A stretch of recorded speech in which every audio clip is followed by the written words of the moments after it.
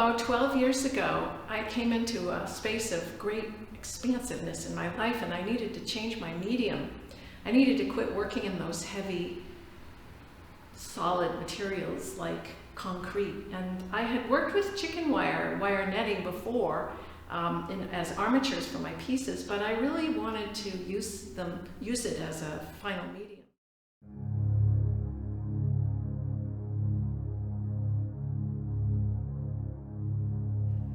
Quantum physics is now teaching us that we are almost entirely composed of space.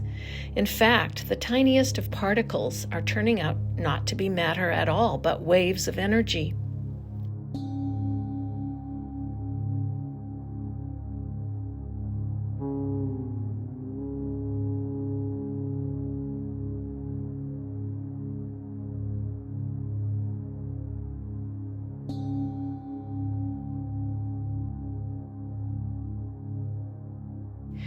This is why I sculpt in wire netting, creating figures that are primarily space.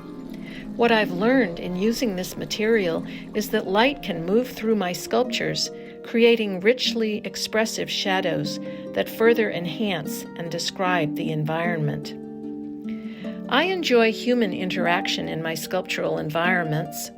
I myself love to dance, and my figurative subject matter is always about dancers or acrobats, magicians or musicians or lovers, always in dynamic motion. Thus, not only does air and space move right through the bodies I sculpt, but also their gestures serve to shape the space they are in. I usually suspend my wire figures so that air currents or viewers can turn the sculptures and get them moving. I also enjoy having dancers interact with my sculptural environments. This is footage from an opening I did in Bellingham, where members of a local dance company improvised with the sculptures, and where I also invited community dancers and the public to engage in shadow play within the environment.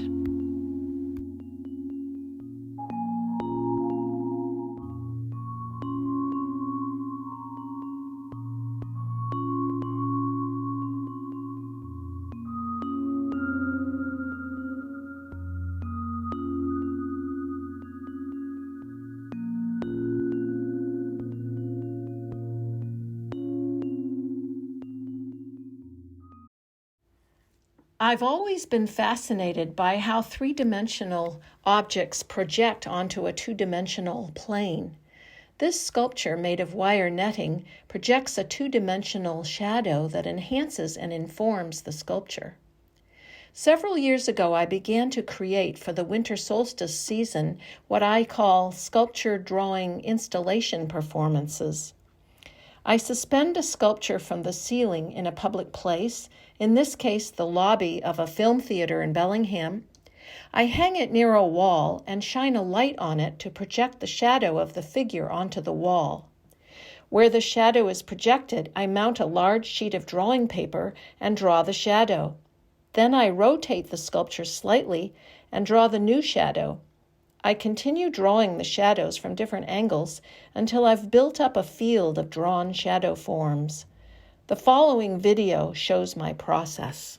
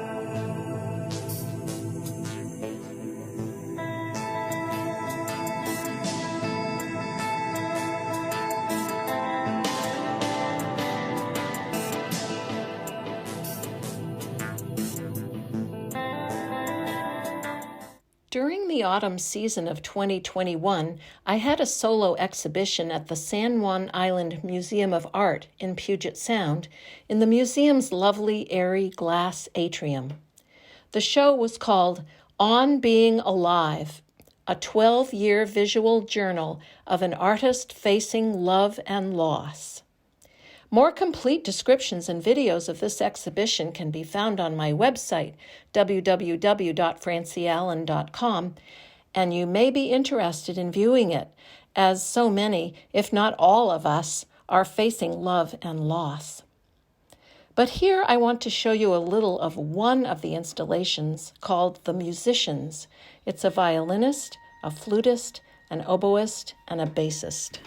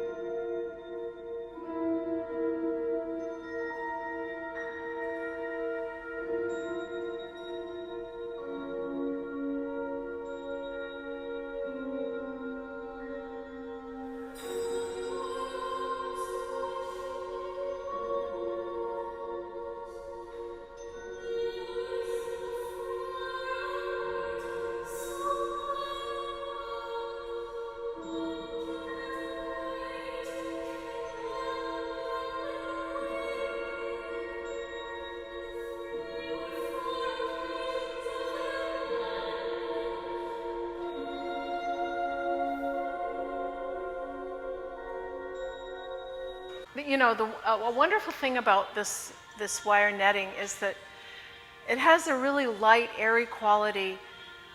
It's mostly air, and it's like us. It's like us humans. We're mostly, you know, on the atomic level, we're mostly composed of air.